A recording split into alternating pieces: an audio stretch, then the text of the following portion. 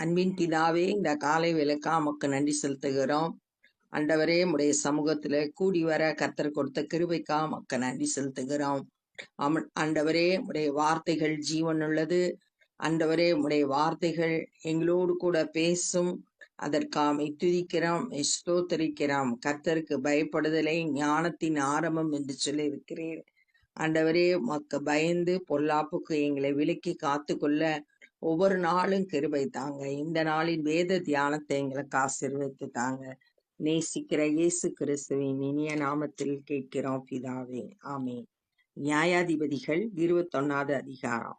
இஸ்ரவேலர் மிஸ்பாவிலே இருக்கும்போது நம்மில் ஒருவனும் தன் குமாரத்தியை பென்யமீனருக்கு விவாகம் பண்ணி கொடுப்பதில்லை என்று ஆணையிட்டு இருந்தார்கள். 20வது அதிகாரம் 1வது வசனத்துல இஸ்ரவேல் புத்திரர் எல்லாரும் மிஸ்பால கர்த்தருடைய சன்னதியில கூடி வந்தாங்க அப்படின்னு பார்த்தோம். அந்த நேரத்துல பென்யமீனருக்கு தம்முடைய பிள்ளைகளை திருமணம் செய்து கொடுக்க கூடாது அப்படின்னு சொல்லிட்டு ஆணையிட்டு இருந்தாங்க. ஆகியால் ஜனங்கள் தேவனுடைய வீட்டிற்கு போய் அங்கே தேவ சந்நிதியில் சாயங்காலம் மட்டும் இருந்து சப்தமிட்டு மிகவும் அழுந்து, இஸ்ரவேலின் தேவனாகிய கர்த்தாவே, இன்று இஸ்ரவேலில் ஒரு கோத்திரம் குறைந்து போகத்தக்கதாக இஸ்ரவேலில் இந்த காரியம் நேரிட்டது என்ன என்றார்கள். இப்ப தங்களுடைய பிரச்சனைய போய் ஆண்டவர் சமூகத்துல சொல்றாங்க. பென்யமீன் கோத்திரம் அழிந்து போயிரும் அப்படின்னு. நம்ம முந்தின அதிகாரத்துல 47வது வசனத்துல பார்த்தோம்.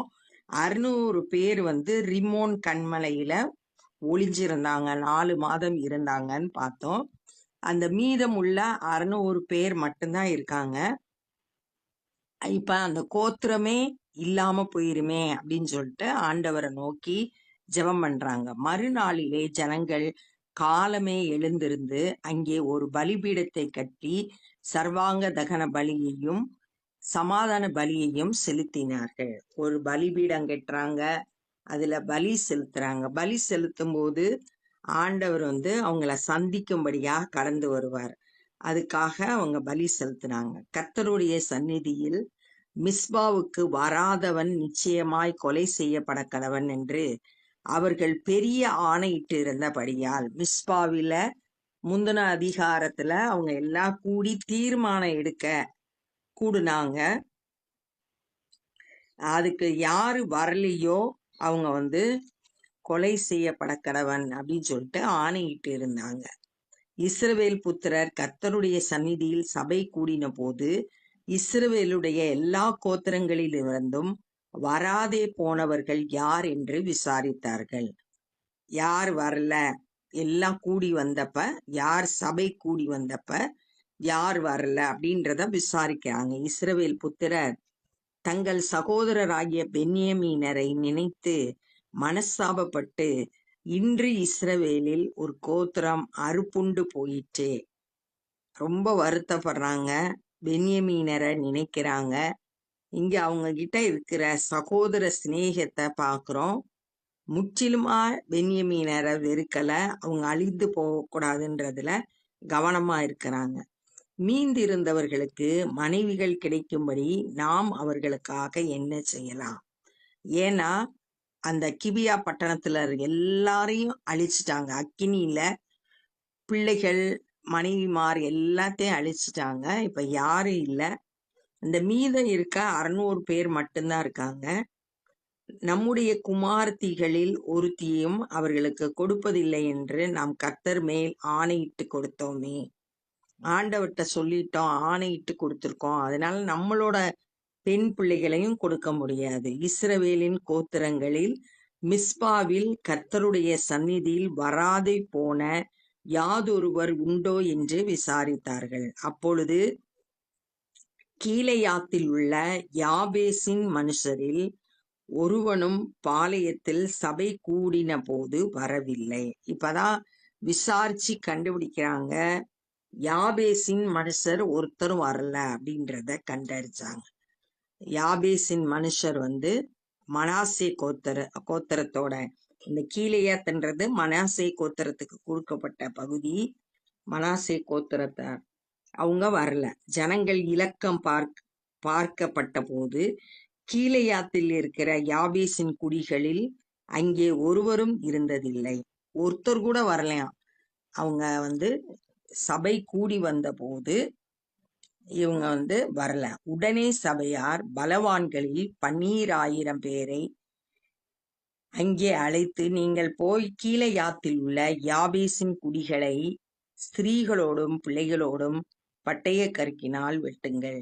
சகல ஆண் பிள்ளைகளையும் புருஷரை அறிந்த சகல பெண் பிள்ளைகளையும் சங்கரிக்க கடவீர்கள் என்று அவர்களுக்கு கட்டளையிட்டு அனுப்பினார்கள். ஏன்னா யார் வரலையோ அவன் கொலை செய்யப்பட கடவன் அவங்க சொல்லியிருந்தாங்க.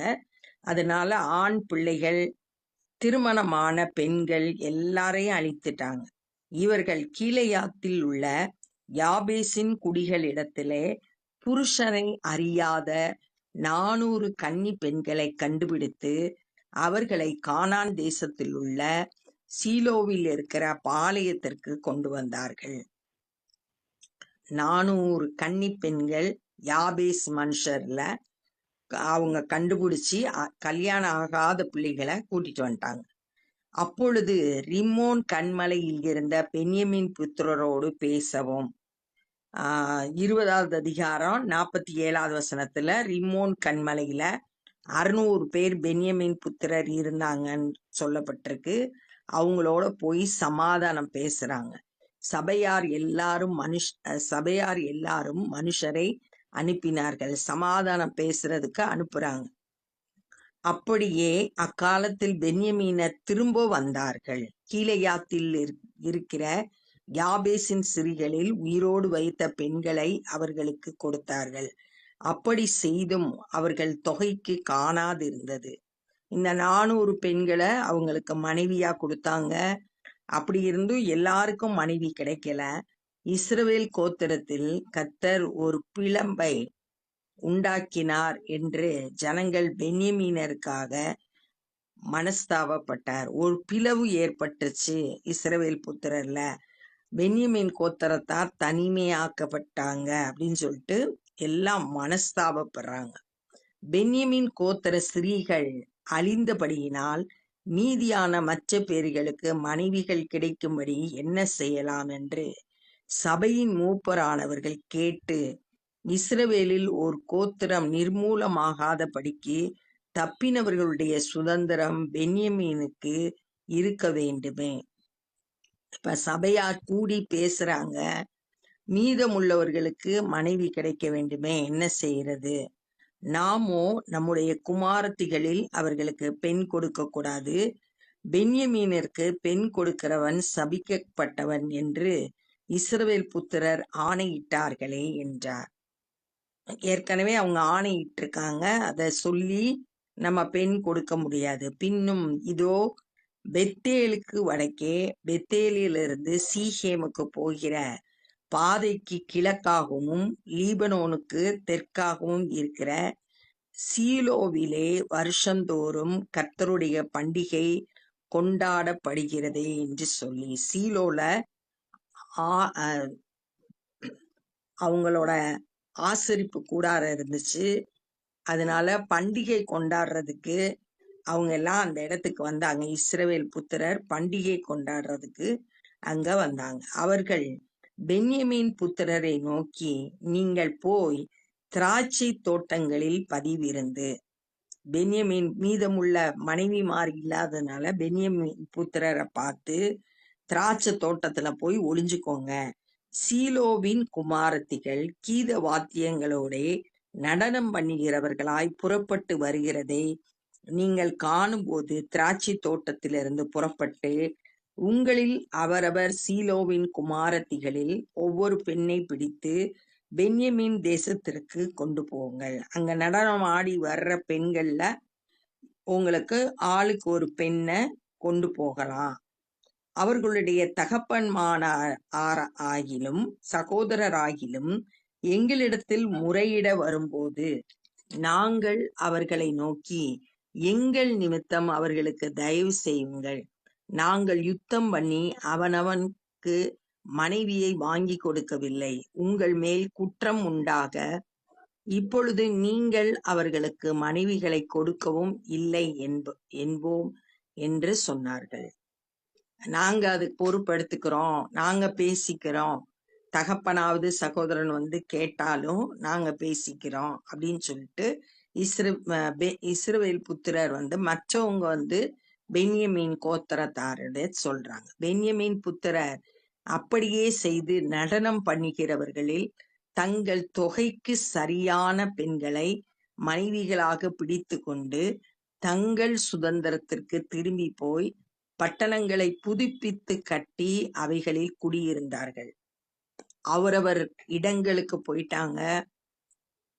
பென்யமீன் புத்திரர் இந்த மனைவிமார கூட்டிட்டு போய் பட்டணம் வந்து அக்கினினால சுட்டரிக்கப்பட்டு கிடந்துச்சு. அதனால அதை திரும்பவுமா புதுப்பிச்சு அதை கட்டி அதுல குடியிருந்தாங்க. இஸ்ரவேல் புத்திரரும் அக்காலத்திலே அவ்விடத்தை விட்டு அவரவர் தங்கள் கோத்திரங்களுக்கும் தங்கள் குடும்பத்திற்கும் போய் அவரவர் தங்கள் சுதந்திரத்தில் சேர்ந்தார்கள். இப்ப வந்து மிஸ்பால வந்து கூடி வந்தாங்க. அப்புறம் கர்த்தருடைய சந்நிதியில வந்து பேசினாங்க. இப்ப வந்து எல்லாம் அவரவர் இடத்துக்கு திரும்பி போயிட்டாங்க.